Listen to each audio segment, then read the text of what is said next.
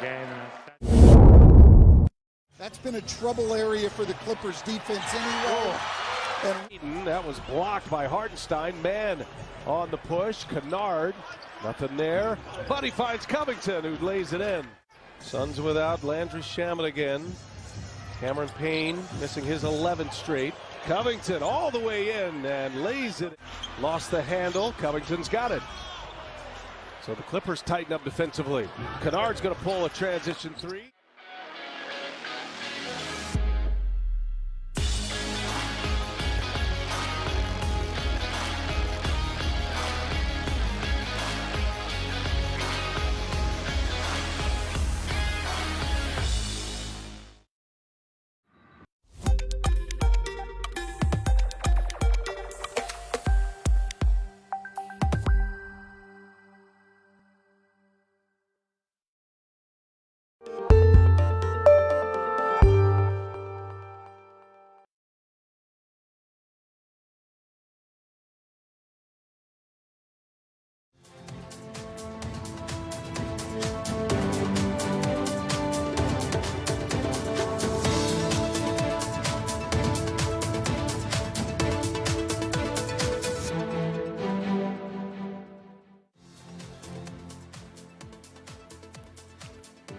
ئەم کاتتان باش هەواڵەکانی سعد نۆتان پێشکەشەکەم. وتەبێژی یەکێتی نیشتیمانی کوردستان سەبارەت بە بڕیارەکەی دادگای فیدرالی ڕای دەگەینێت دەبوایە لەو بڕیارەدا مافە دەستووریەکانی هەرێمی کوردستان ڕەچاو بکرێت. پێکاتەکانی کەرکووک بە گرنگیەوە دەڕوانە هەوڵەکانی باڵ جەلات ساڵەبانی لە بەغدا و بە درێژکاریەوەی ڕێبازی سەرۆک مام جەلالی دەزانن. لێپرسراوی مەڵبەندی کەرکووک لە دوو دیداری جیادا لەگەڵ ژمارەیەک کەسایەتی تورکمان کۆ دەبێتەوە لەگەڵ نێردەی نەتۆیگرتوەکانیش دۆخی شارەکە چاوەسوێ دەکات. بەهۆی خراپی کوالێتی و قیرەی لاقیر چاوکردنی شەقامەکانی کەرکووکدا بەکاردەهێنرێت. پرۆژەکان بە ماوەیەکی زۆر کەم دووچاری خراپبوون و تێکچوون دەبنەوە. کاسبکارانی ئالوەکەی هەولێر دژی بڕیاری گواستنەوەی شوێنەکەیان ڕێگەی هەولێر مووسڵیان داخست و هێزەمنیەکانیش بە چەک بڵاویان باخۆ پیشاندەران کرد. وتەبێژی یەکێتی نیشتیمانی کوردستان سەبارەت بە بڕیاری دادگای باڵای فیدرالی عێراق لەبارەی یاسای نەوت و غازی هەرێمی کوردستان ڕوونکردنەوەیەکی بڵاو کردەوە. وتەبێژی یەکێتی ڕایگەاند وێڕای پاراستنی بنەماکانی دەستوری عێراقی فیدرال دەبوایە لەم بڕیارەدا مافە دەستوریەکانی هەرێمی کوردستان ڕەچاو بکرایە. پێویستە و دەکرێت لەم قۆناغەدا بیر لە چارەسەرکردنی کێشەکانی نێوان هەرێمی کوردستان و حکوومەتی فیدرالی عێراق بکرێتەوە نەوەکو کێشەکان ئاڵۆزتر بکرێن. پێویست بوو دوای پێکەنانی کابینەی حکوومەتی عێراقی فیدرال با پشت بەستن بە بنەما دەستوریەکان دانوستان لەسەرم پرسە و پرسەکانی تر بکرانەیە لە نێوان حکوومەتی هەرێم و حکوومەتی فیدرالی. وتەبێژەکەی یەکێتی نیشتیمانی کوردستان داواش لە هەموو لایەنەکان دەکات کە دەستور بۆ هیچ مەرامێکی بەرتەسکی سیاسی پێشێل نەکرێت بۆ پرسێکی وەک یاسای نەوت و غاز و گشت پرسە چارە نووسازەکانی تر. دەقە دەستوریەکان جێبەجێ بکرێن لە پێناوپاراستنی سیستمی فیدرالی و سەرخستنی پرۆسی سیاسی لە عێراقدا. وتەبێژی یەکێتی نیشتیمانی کوردستان دەژڵێت داوا لە گشت لایەنەکان دەکەین کە بە گفتوگۆ و لێکتێگەیشتنی سیاسی گرفتەکان چارەسەر بکرێن.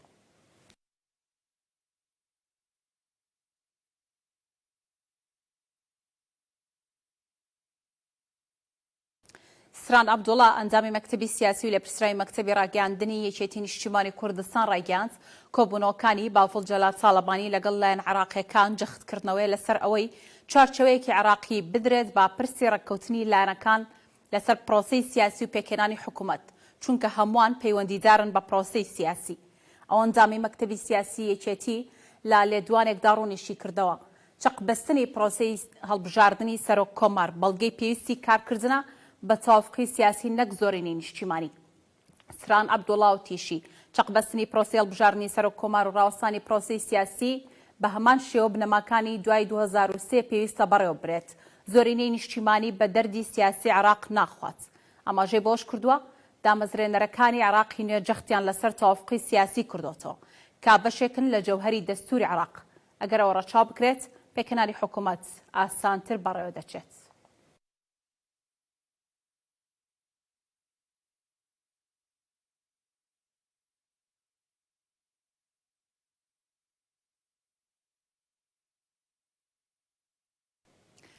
پێکهاتەکانی کەرکووک بە گرنگیەوە دەڕوانە هەوڵەکانی باڤڵجەلات تاڵبانی لە بەغدەوە ئومێدیان بەو هەوڵانەی جەنابیان هەیە. مەش لە کاتێکدایە باڤڵجەلات تاڵبانی لە بەغداد لە یەک ڕۆژدا میوانداری هەرێکە لە باڵێزی رووسیا و ئەمریکا و چوارچێ هەمانگی کرد و توانی لەگەڵ لایەنە جیاوازەکان پرسە سیاسیەکان و بارودۆخی ئەمنی ناوچەکە و هەوڵەکان بۆ پێکهێنانی حکوومەت چاوەتوێ بکات. هەوڵەکانی باڤڵ جەلال تاڵەبانی لە بەغداد لەگەڵ حیزب و لایەنە سیاسیەکان بۆ چارەسەرکردنی گرفتەکان بۆتە جێی بایەخی هەمووان. پێکهاتەکانی کەرکووک هەوڵەکانی باڤڵ جەلال تاڵەبانی بە سیاسەتێکی حەکیمانە ناو دەبن بۆ چارەسەرکردنی کێشەکانی ناوچەکە و نزیککردنەوەی لایەنە ناکۆکەکان لە کۆبوونەوەکانی بە ئامانجی هەنگاونان بۆ چارەسەرکردنی گرفتەکان. ئەوەی ئێمە دەیبینین لە ئێستادا باڤڵ جەلال تاڵەبانی بێ جیاوازی کار لەگەڵ هەموواندا دەکات، جیاکاری ناکات لە نێوان پێکهاتەکاندا و لەگەڵ سەرجەم لایەنە سیاسەکان کۆ دەبێتەوە. ئەمەش ئاماژەیەکی باشە بۆ چارەسەرکردنی گرفتەکان لە داهاتوودا. باڤڵ جەلال تاڵەبانی هاوشێوەی باوکی سەرجەم لایەنە سیاسیەکانی لە خۆی کۆ کردوتەوە لەسەر یەک مێز گفتوگویان لەگەڵ دەکات. ئێمە وەک پێکهاتەی تورکمانی ئەم هەنگاوانە بە گرنگ دەزانین بۆ داهاتووی سیاسی ناوچەکە. لە ڕێگەی کۆبوونەوەکانی لەگەڵ لایەنە سیاسیەکان باڤڵ جەلال تاڵەبانی دەیەوێت بۆ 4 ساڵی ئایندا مافەکانی کورد مسۆگەر بکات و پێگەی لا دەوڵەتی عێراق بەهێز بکات بە هەمان سیاسەتی سەرۆک مامجەلال کە هەمیشە لە ڕێگەی کۆکردنەوەی سەرجەم لایەنە ناکۆکەکان هەوڵی بۆ مافەکانی کوردستان داوە.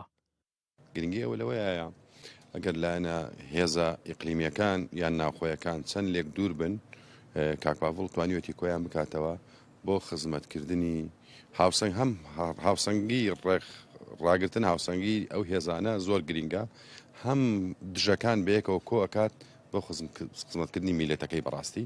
من پێم وایە ئەم سەردانانە کە دەبینین لە ڕۆژێکە ئەمریکا کە هێزێکی سەید العالەمە، رووسیا هێزێکی کاریگەری ناوچەکەی، ئەبینین هەموو ئەوروپا ناکۆکە لەگەڵی لایەنە شیعەکان پێکاتە جیاوازەکان کۆ ئەکاتەوە لە ماڵێکە ئەویش ماڵی سەرۆک مامجەلالە.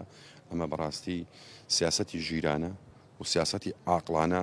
ئەگە بمانێت داهاتوی میلەتەکەمان خۆگوزران بێ، دەبێت هێزە سیاسەکانی تری کوردستانش پشتیوانی لەم بۆچوونە بکەن. لە یەک ڕۆژدا چوارچەوەی هەماهەنگی و باڵوێزی رووسیا و ئەمریکا بوونە میوانی باڤڵ جەلال تاڵەبانی، پرسە سیاسیەکان و بارودۆخی ئەمنی و هەنگاوەکانی پێکهێنانی حکوومەتی نوێی عێراق داوتوێ کرا و پێکهاتەکانی کەرکووکیش ئەم هەوڵانە بە گرنگ وەسف دەکەن بۆ پێکهێنانی حکوومەتێک کە مافی هەمووانی تێدا پارێزراو بێت. دیار تاڵێب، کەناڵی کەرکووک. چاودێران ڕایان وایە بڕیارەکەی دادگای فیدرالی عێراق سەبارەت بە ڕادەستکردنەوەی نەوت و غازی هەرێمی کوردستان دەبێتە مەترسی بۆ سەر ئابووری کوردستان و ئەگەری هەیە جارێکی دیکە ببێتەوە هۆی بڕینی موچە و پاشەکەوتی موچە بەرۆکی موچەخۆران و هاوڵاتیانی هەرێمی کوردستان بگرێتەوە. لە سەروبەندی پێکهێنانی حکوومەتی نوێی عێراق و ناکۆچیەکانی نێوان لایەنە سیاسیەکان، بڕیارێکی دادگای فیدراڵی تەواو هەژمونی هەرێمی کوردستان دەخات تا ژێر مەترسیەوە.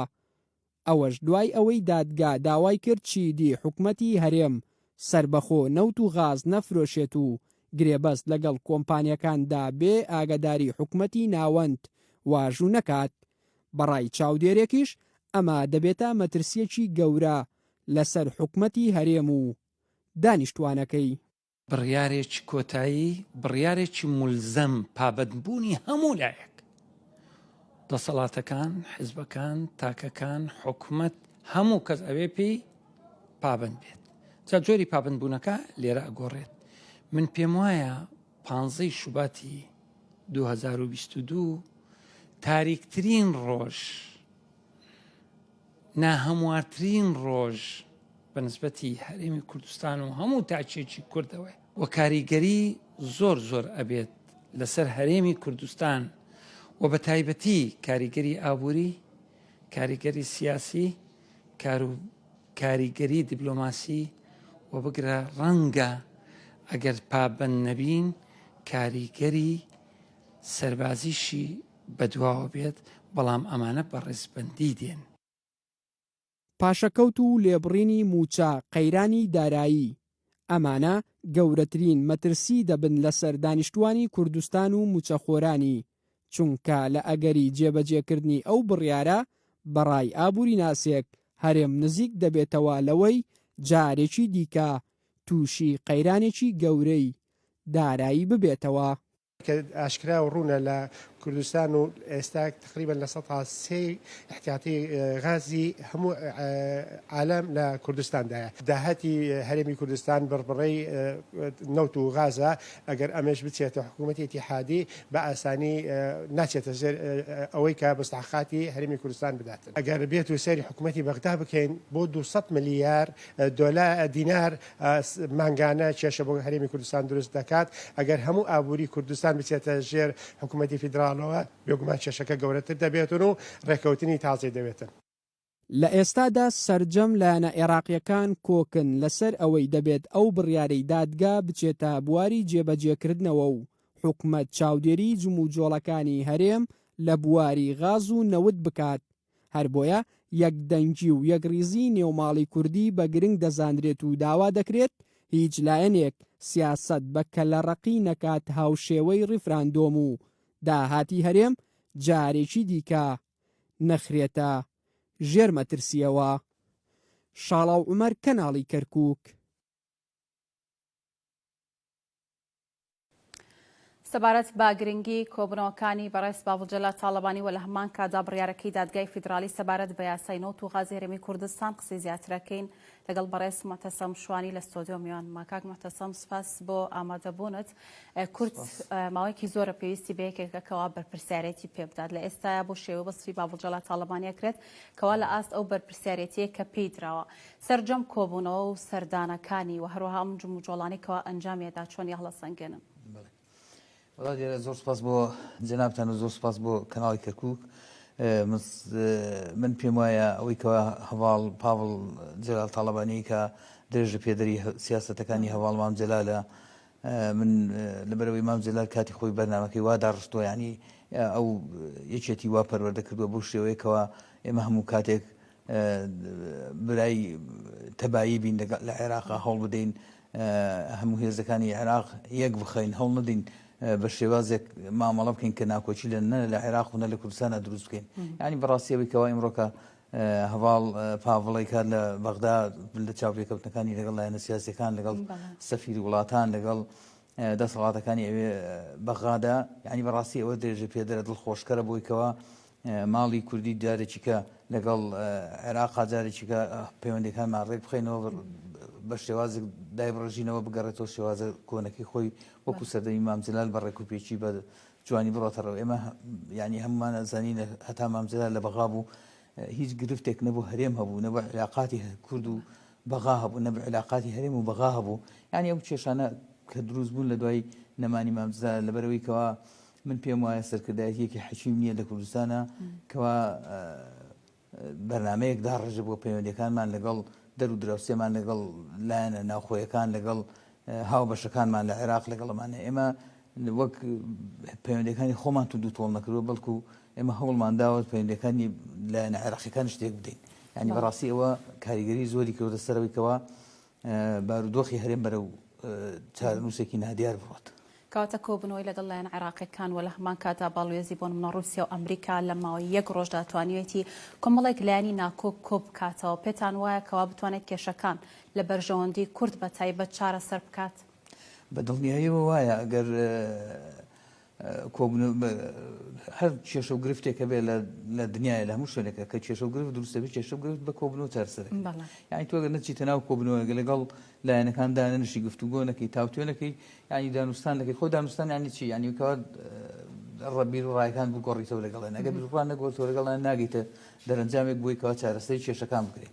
یان کێشە بە هەڵپەسێدراوی بمێنێتەوە هیچ کەسێک قازانجی لێ ناکات، نە هەرێمی کوردستان قازانجی دەکات، نە عێراق قازانجی دەکات، نە بارودۆخی ناوچەکەش قازانجی دەکات. یعنی ئەمڕۆکەم ئێمە عێراق لە بارودۆخێکایە بەڕاستی زۆربەی زۆری دەوڵەتی ئیقلیمیەکان دەستیان لە عێراقایە، لایەنی نێودەوڵەتی دەستی لە عێراقایە. یعنی ئەمانە هەمووی ڕێخۆشکەرە بووی کەەوە بارودۆخی عێراق و بارودۆخی کوردستانیش بە پێکەوە تێکچێ. یعنی ئەگەر تۆ ئەگەر ئێمە هەوڵ نەدەین مستەن چارەسەرکی گفتوگۆ نەکەین لەگەڵ لایەنەکانە دانیشتنیان لەگەڵانەکەین بە چێگەنە چارەسەرکردن بە گفتوگۆ و بە دانیشتن و بە دانوستانەکە. ئەمە زیاتر لەوانەیە خۆی لە چوارچەی تاوافقی سیاسیە ببینێتەوە کەوایەتی نیشتیمانی کوردستان و باڤڵجەلا تاڵبانی زیاتر هەوڵی بۆدەن کە پێیان وایە یەکێتی بۆ نمونە کوردیش بە تایبەت پێی وایە کەوا تاوافقی سیاسی توانێت دۆخی چەقبەستووی بۆ نمونە پرۆسی هەڵبژاردننی سەر و کۆمار دۆخی چەقبەستووی پرۆسی سیاسی لە عێراق و پێکەنانی حکوومەتی نوێی عێراق چارەسەرێکە پێتان وایە کەوا تاوافقی سیاسی نێوان لایەنەکان بتوانێت چارەسەری بکات.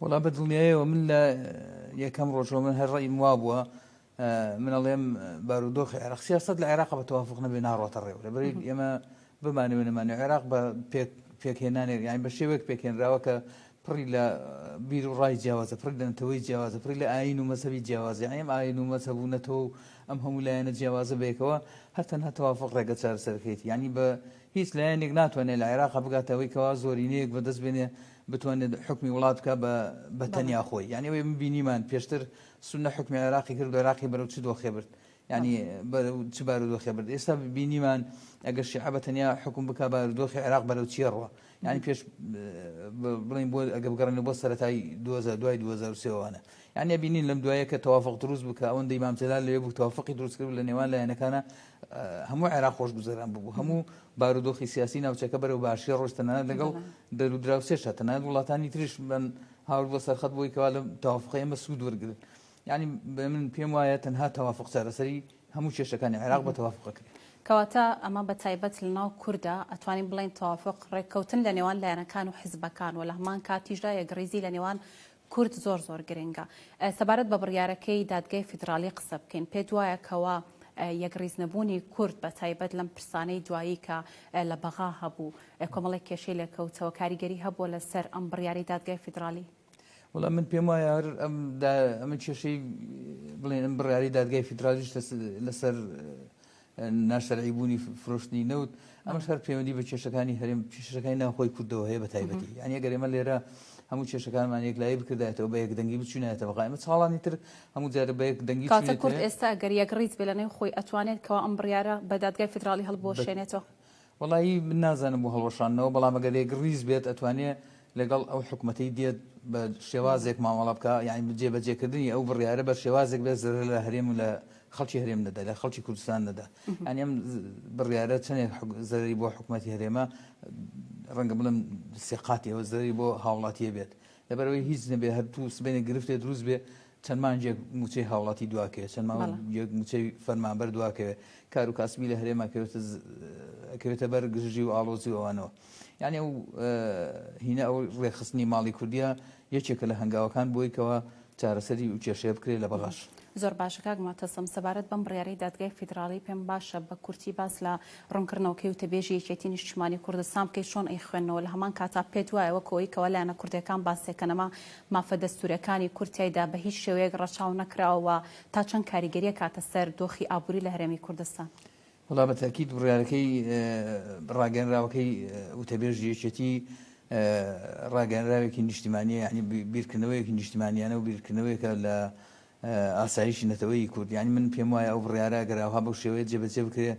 ئاسایشی نەتەوەی کورد دەکەوێتە خەتەرەوە یعنی ئەوەی کەوا یەکێتی وتێتی ئەوەی کەوا وتەبێژی یەکێتی میوارەی وتی ئەوە بیرکردنەوەیەکی خەمخۆرانەیە لە خەڵکی کوردستان لە بارودۆخی سیاسی کوردستان لە حکومڕانی لە کوردستانە بیرکردنەوەی لەو بابەتانە یعنی ئەوەی کەوا وتێتی بەڕاستی هینێکی ڕاگەنراوێکی خەمخۆرانە بوو بۆ هەموو خەڵکی کوردستان زۆر باشە کەواتە ئێستا بووە گفتوگۆ و لێک تێگەیشتن جگە لە کورد لە نێوان حکوومەتی فیدراڵ و لە هەمان کاتە حکوومەتی هەرێم پێت وایە بتوان چارەسەرێم کێشەیە بکەن بەدەر لە بابەتی یەکڕزی چیترە توانێت کەوام کێشەیە چارەسەر بکەن وڵی هەر تەنها پێک گفتوگۆکردن تەنها پێکهاتن لەگەڵ حکوومەتی عێراقا ینی ئەو حکوومەتی کە لەم ڕۆیە دروستە بێ یعنی بێ تەوافقێک دروستکەین ئێمە وەکو کورد یەک دەنگیەک دروستکەین لە ناو خۆمانە بۆی کەوە شیعە و بەغاش بڵین هەمویان یەک دەنگ بنەوە لەگەڵ ئێمە بگەنە تەوافق و حەل و چارەسەرێک یعنی ئەگەر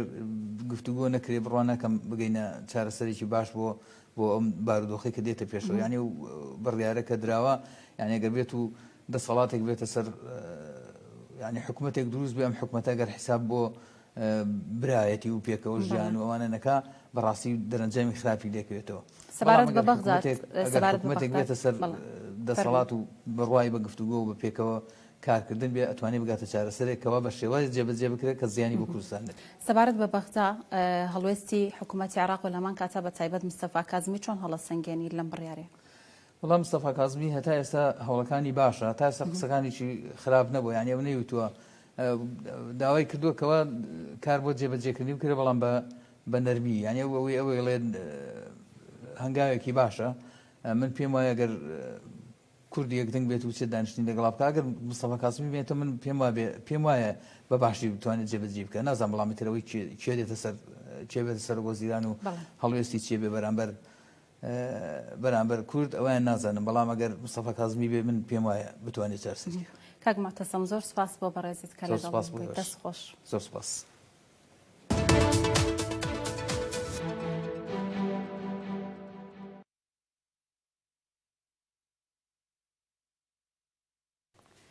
دوای بڕیارەکەی دادگای فیدرالی سەبارەت بە نایاسایی گرێبەستە نەوتیەکانی هەرێمی کوردستان، مستەفا کازمی سەرۆکوەزیرانی عێراق وەزیری نەوتی ڕاستپارت پەیوەندی و هەمانگی لەگەڵ هەرێمی کوردستان و کۆمپانیا نێودەوڵەتیە پەیوەندیدارەکان دروست بکات بۆ دانانی ڕێکار و هەنگاوی جێگرەوە بۆ ئیدارەدانی دۆسەی نەوت بە پێی دەستور و بەرژەوەندەی گشتی. حکوومەتی عێراق وەزیری نەوتی ڕاستپارت پەیوەندی و هەمانگی لەگەڵ هەرێمی کوردستان و کۆمپانیا نێودەوڵەتیە پەیوەندیدارەکان بکات بۆ دانانی ڕێکار و هەنگاوی جێگرەوە بۆ ئیدارەدانی دۆسەی نەوت بە پێی دەستور و بەرژەوەندەی گشتی. ئەوەش دوای بڕیاری دادگای فیدرالی بەوەی یاسای نەوت و غازی ساڵی 2007 هەرێم نادەستوریە. مستەفا کازمی فەرماندەی هێزە چەکدارەکانی عێراق سەرپەرشتی ئەنجومەنی وەزاری بۆ ئاسایشی نیشتیمانی کرد بۆ تاوتوێکردنی چەند پرسێکی ئەمنی ئابووری و سیاسی. لە ڕاگەاندراوی کۆبوونەوەکە داهاتووە میوانداری وەزیری نەوتی عێراق کراوە بۆ تاوتوێکردنی بڕیاری دادگای فیدرالی لەبارەی ئیدارەدانی نەوت لە هەرێمی کوردستان. مستەفا کازمی لە کۆبوونەوەکەدا ڕایگەیاندووە وەزارەتی نەوتم ڕاست پاردووە کە لە سەرپرسی نەوت و بابەتی کۆمپانیاکان و وڵاتە پەیوەندیدارەکان لەگەڵ هەرێمی کوردستان هەماهەنگی بکرێت. هاوکات وەزارەتی نەوت سەرپرش کراوە لە پشت بەستن بە ڕاوێژکار و شارەزایان لە ناوخۆ و دەرەوەی وڵات بۆ دانانی نەخشە ڕێگەیەکی هونەری لەو بارەیەوە. هاوکات حکوومەتی هەرێم ڕاگەیان بڕیارەکەی دادگای فیدرالی دژی دۆسیەی نەوت و غازی هەرێم دەبێتە هۆکاری زیاتر ئاڵۆزترکردنی بابەتەکە و چارەسەر نەکردنی کێشەکە و هەرێم دەستبەرداری مافەکانی نابێت کە لە دەستوری عێراقدا جێگیر کراون. حکوومەتی هەرێمی کوردستان ڕاگەیان بڕیارەکەی دادگای فیدرالی عێراق نادات پەروەرانە و نادەستوریە و دژ بە ماف و دەسەڵاتە دەستوریەکانی هەرێمی کوردستان و قبول کراو نییە، چونکە پێویست بوو دادگا لێکۆڵینەوەکانی فراوانتر بکات و ڕەچاوی داواکارەکانی هەرێمی کوردستانی بکردایە. هاوکات پەرلەمانی کوردستان لە ڕاگەاندراوێکدا ڕوونی کردوتەوە دەوڵەتی عێراقی فیدرالی وەک لە مادەی 3 دەستوری هەمیشەیی عێراقی ساڵی 2005 داهاتووە دەوڵەتی هەموو عێراقیەکانە بە جیاوازینەتەوە و ئاین و ئاینزاکانەوە. ئاماژەی بەوەش کردووە فیدراڵیەت لە مانای بنەڕەتی و ڕاستەقینەی خۆیدا دابەشکردنی دەسەڵاتە، لەوانش دەسەڵاتی دارەدانی دارایی و سامانە سروشتیەکان لە نێوان دەسەڵاتی فیدرالی و هەرێمەکاندا فیدراڵیەتی فرەپێکاتەش لەسەر چەمکە بنەڕەتیەکانی سربەخۆی ذاتی، هاوبەشێتی، هاوسەنگی دەستوری و هاریکاری و لامەرکەزیەتی سیاسی فراوان ڕاوەستاوە. بەڵام هاوپەیمانی سیادە کە لە هەردوو جەمسەرە سەرەکیەکەی سونەی عێراق پێک دێت لەبارەی بڕیارەکەی دادگای فیدرالی ڕاگەیاند دواخستنی هەندێک دۆسەی بنچینەیی یاخود یەکلاییکردنەوەی هەندێک بڕیار لە کاتە هەستیارەکاندا دەبێتە هۆی ئاڵۆزکردنی هەوڵە دڵسۆزانەکان بۆ چارەسەرکردنی کێشەکان و هەروەها بردنی وڵات بەرەو چەند ئەگەرێکی نادیار.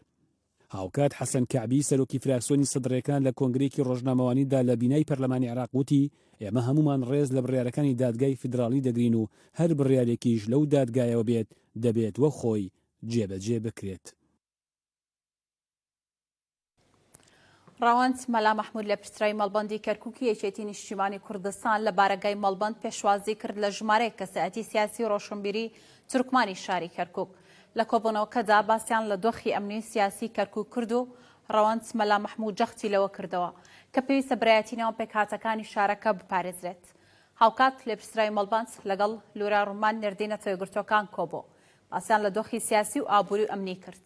لە پرسای مەڵبەند لەو کۆبوونەوەیدا تەکیدی لە گرنگیڕۆلی نەتۆیگرتوەکان بۆ شارەکە کردەوە و با گرنگی زانی بەرکی خۆیان هەڵسن لە پێناو کەرکووکدا.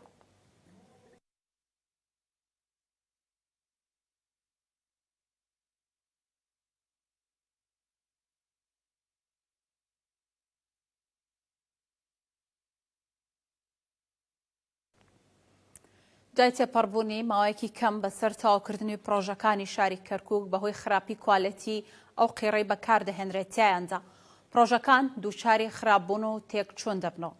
یەکێک لە دیارترینەوە پرۆژانەش دووسای دیگەڕەکی باروتخانەیە کە ماوەیەکی کەمە تەواو بووە کەچی هەر لە ئێستاوە تێکچوو و پێویستیشی با نۆژانکردنەوە هەیە. لە کەرکووک بەشێک لە پرۆژەکان تا ئێستا تەواو نەبوونە و هەندێکی دیکەی پاش کۆتایی هاتنی کارەکانی تێکچوونەتەوە. جووتسایدی گەڕەکی بارودخانە یەکێکە لەوانەی تا ئێستا بە تەواو نەکراوی ماوەتەوە. هاتوومەتە گەڕەکەکە لەگەڵ دانیشتوانەکەی قسە دەکەم تاکو بزانرێت گلەیەکانیان چییە، چونکە دوای چەندین خۆپیشاندان هێشتا پرۆژەکە وەکو خۆی ماوەتەوە. ئەم دوو سایدەم پرۆژە گەورەیە بە چوار عەمەلەوە خەریکین، چوار عەمەلەیش لەم پرۆژەیەکە لەگە حەفارەیەکە شۆفڵێکە خەریک ئەم پرۆژەیە ئەوەی سەرچنا بڕۆ سەری بکە چوار بەقەدەم زادەیە تەواو بشیان کردووە وا سێ مانگە تەواو بووە. خانوو هەیە کاگە دایناوە بۆ فرۆشن بە بۆنی ئەم دوو سایدەوە پرۆژەیەوە پارە ناکە. بۆ ئەم پرۆژەیە نزیکەی ملیارێک و 500 میلیۆن دینار تەرخان کراوە. خەڵکی گەڕەکەکە دەڵێن نزیکەی 2 ساڵە دەست کراوە بەکارکردن لەم شەقامەدا و بەشێک لە خانووەکان براونەتە دواوە، بەڵام سستی لە بەڕێوەچوونی کاریگەری کردووەتە سەرژیانی ڕۆژانەمان.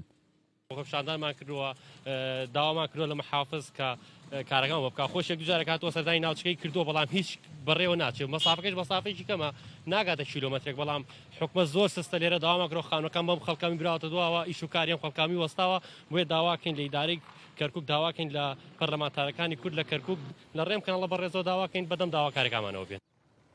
بۆ زانینی هۆکاری مانەوەی بە تەواو نەکراوی شارەوانی کەرکووک ڕوونکردنەوە دەدات و دەڵێت یەکێکە لەو پرۆژانی لە ڕابردوودا بەهۆی بارودۆخی تەندروستی و نەناردنی پارە بەم جۆرە ماوەتەوە. هاوکات هۆکاری خراپبوونی بەشێک لە پرۆژەکان و دواکەوتنیان دەخرێتە ڕوو. لە بدایەتی کۆرۆنا ئیشان کردووە، دووەم تەجاوزات هەبووە، سێم پارە وەستاوە. یەک دوو مەشروعمان تا ئێستاکە ماوەتەوە با بڵین بە تەواوەتی تەواو نەبووە. یەکێ لەوانەی کە هەبووەتە کێشەی گەورە بۆ کەرکووک ئەوەی ڕێی بارودخانەیە، ئەوە لەم بینە قەراری ئەو ماوەرگردووە من محافزشم بردووەتە سەر ئەو موقعە پێم وتووە ئەم ئیشە لای ئێوە ئیحالە کراوە ئەبێ ئێمە نووسرامان بۆتان کردووە کە تەوجی ئەو مقاولە بکرێ لەبەرەوەی جیهەی ئەوەی کە حالی کردووە محافظەیە ئێمە نیمان کە قەرار وەرگرین، بەڵام ئێمە لەسەرمانە کە فشار بخینە سەریان و نووسراوی قانونی لەسەریان بنووسین. ئەوان ئێستا لە تەوری ئەویان کە تاوتوی ئەو بابەتە بکەن لەگەڵ بەشی یاساییە قەراری نیایی وەرگن بۆ ئەوەی کە لەوانەیە وەرگیرێتەوە بدرێتە مقاولێکی ئەوەی یان بە تەنفیز باشتر بە پێوترێ ئیسراع. ئێستا قیرەکان لە مەعاملی کارگە ئەهلیەکانەوە دێن ئەمانی کە دروست ئەکرێ جاری وایە ئەو قیرە سیالیە کە دێ ئەو تەنکەرە بەو مواسەفاتە نیە لە بەعزێ جێگا کە با بڵین ئەو قیرە هەڵەوەشێتەوە. لە ساڵی 2021 نزیکەی 35 میلیارد دینار بۆ جێبەجێکردنی پرۆژەکان لە پارێزگای کەرکووک تەرخان کرا. هەر یەکەشیان ئێستا لە قۆناغێکی دیاریکراودایە. بەشێک لە شەقامەکانیش دوای قیرتاوکردنیان بە زووی تێکچوونەتەوە. هۆکارەکەشی بۆ هێنانی قیر دەگەڕێنرێتەوە بە کوالێتێکی خراپ. یوسف موراد، کەناڵی کەرکووک. بەهۆی دەرکردنی بڕیاری گواستنەوەی شوێنی ساختکردنەوەی بەروبوومەکانیان کەسبکارانی ئەلوەی هەولێر ڕێگەی سەرەکی نێوان هەولێر مووسڵیان داخست بۆ هۆیەوە هێزە منەکان بۆ بڵاوپێکردنیان چەقەیان بەسەر خۆپیشاندەراندا کرد. کاسبکارانی ئەلوەی هەولێرە بەهۆی گواستنەوەی گۆڕەپانەکەیان بۆ شوێنێکی تر گردبوونەوەی ناڕەزایان ئەنجامدا و ڕێگای هەولێر مووسڵیان داخست. رازين لبلوي او ساعه بقواستوا او ساعه بخوي حتى ربع الويه بخوي مشكله ساعه كانيه او دي الوقش بقواستوا مجنا رازينا اما عقد ماني حتى وزاره السيوشت بهزنا عشان رازين الوقت ما بقواستوا